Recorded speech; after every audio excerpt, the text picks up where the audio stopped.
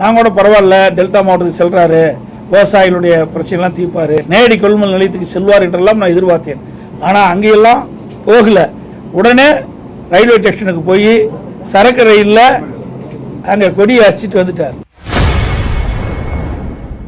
இன்று செய்தியாளர்களை சந்தித்து பேசிய அதிமுக பொதுச் செயலாளர் எடப்பாடி பழனிசாமி அவர்கள் துணை முதல்வர் உதயநிதி ஸ்டாலினை கடுமையாக விமர்சனம் செய்துள்ளார். அதோட துணை முதலமைச்சர் டெல்டா மாவட்டத்துக்கு சென்றார். நான் கூட பரவாயில்ல, டெல்டா மாவட்டத்துக்கு செல்றாரு, விவசாயிகளுடைய பிரச்சனைலாம் தீர்ப்பாரு, விவசாயிகளுடைய கருத்தை கேட்பாரு, நேரடி கொள்முதல் நிலையத்துக்கு செல்வார் என்றெல்லாம் நான் எதிர்பார்த்தேன். ஆனால் அங்கெல்லாம் போகல. உடனே ரயில்வே ஸ்டேஷனுக்கு போய் சரக்கு ரயிலில் அங்கே கொடியை அடிச்சிட்டு வந்துட்டார். ஏற்கனவே டெல்டா மாவட்டத்தில் கொள்முதல் செய்யப்பட்ட நெல் மூட்டைகள் எல்லாம் சரக்கு ரயிலில் 20 நாட்களில் சென்று கொண்டு இருக்கின்றது. ஆனால் விவசாயிகளை சந்திக்க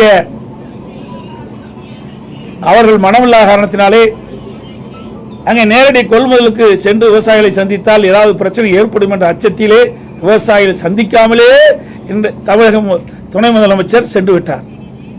அதற்கு பிறகு முதலமைச்சர் ஸ்டாலின் அவர்கள்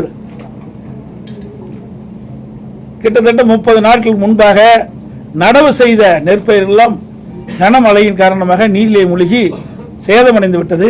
சேதமடைந்த அந்த அழுகிய பயிர்கள் எல்லாம் ஒரு ரயிலில் வச்சு கொண்டாந்து காட்டுறாங்க. எப்படிப்பட்ட முதலமைச்சர்! இந்தியாவிலே இப்படிப்பட்ட முதலமைச்சர் எந்த மாநிலத்திலும் இல்லை. விவசாயிகள் பாதிக்கப்படுகின்ற விவசாயிகளை நேரடியாக சென்று ஆறுதல் கூறவில்லை. அங்கே திறந்த வெளியிலே அடுக்கி வைக்கப்படுகின்ற மூட்டைகளையும் நெல்மணிகளையும் கொள்முதல் செய்வதற்கு மனமில்லை. இதனால் பெரும் நஷ்டத்துக்கு விவசாயி உள்ளாகிறார். செய்திகளை உள்ளது உள்ளபடி தெரிந்து கொள்ள ரெஃப்ளெக்ட் நியூஸை சப்ஸ்கிரைப் பண்ணுங்க.